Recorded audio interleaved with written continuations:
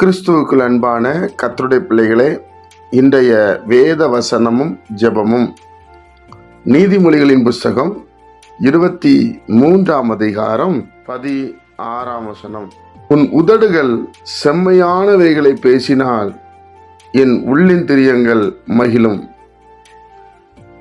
பிரியமானவர்களே, நம்ம உதடு செம்மையானவைகளை பேச வேண்டும் என்று கர்த்தர் விரும்புகிறார். ஒவ்வொரு நாளும் நாம் எதை பேசுகிறோம்? கர்த்தருடைய பிள்ளைகளே, வேத வசனத்தை நாம் ஆராய்ந்து பார்க்க வேண்டும். தேவன் எதிலெல்லாம் சந்தோஷப்படுவார், எப்படியெல்லாம் மகிழ்ச்சி அடைவார் என்று சொன்னால், நம்மளுடைய உதடுகள் நல்லவைகளை பேசணுமா. தேவன் நமக்கு ஒரு நல்ல குரல் வளத்தை கொடுத்திருக்கிறார், பேசுவதற்கு கிருபை கொடுத்திருக்கிறார். நல்லவைகளை பேசினால், செம்மையானவைகளை பேசினால் அவருடைய உள்ளம் சந்தோஷப்படுமா. தேவனுடைய பிள்ளைகளே, கர்த்தருடைய உள்ளம் சந்தோஷப்பட வேண்டும் என்பதுதான் நம்ம எல்லாரும் ஆசைப்படுகிறோம். அவர் விருப்பத்தின்படி நடக்கணும், அவர் என்ன சொல்லுகிறாரோ அதன்படி செய்ய வேண்டும் என்று நினைக்கிறோம். முதல்ல நல்லா பேசுவோம்.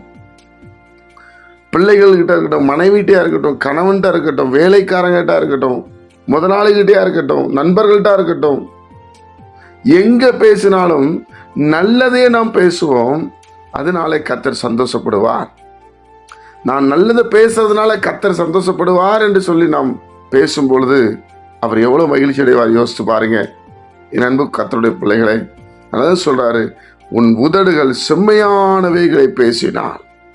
தேவனுடைய பிள்ளைகளே, ஏன் நமக்கு எரிச்சல், கோபம், மற்றவங்களை தவறா பேசுறது, அழிஞ்சு போவான்னு சொல்றது, சில நேரத்தில் அவிசுவாசமா பேசுறது, காற்றையும் கடலையும் அதட்டின கர்த்தர் நம்மோடு இருக்கிறார்.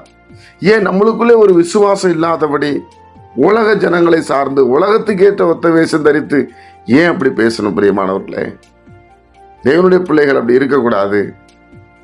உன் உதடுகள் செம்மையானவைகளை பேச வேண்டும்.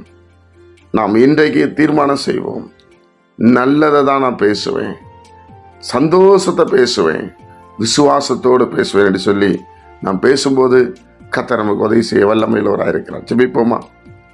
பரிசுத்த பிதாவே, உம்முடைய குமாரன் இயேசு கிறிஸ்துவின் நாமத்தில் வருகிறோம். இந்த நாளை நீர் எங்களுக்கு ஆசீர்வதித்து தாரும். உம்முடைய சமாதானம் இறங்கட்டும் அப்பா.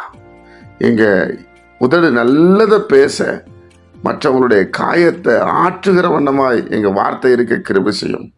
அதனால நீ சந்தோஷப்படுகிறீரப்பா. இந்த வேளை எங்களுக்கு ஆசீர்வதித்தாரும். இயேசுவின் மூலம் ஜெபிக்கிறோம் பிதாவே, ஆமென்.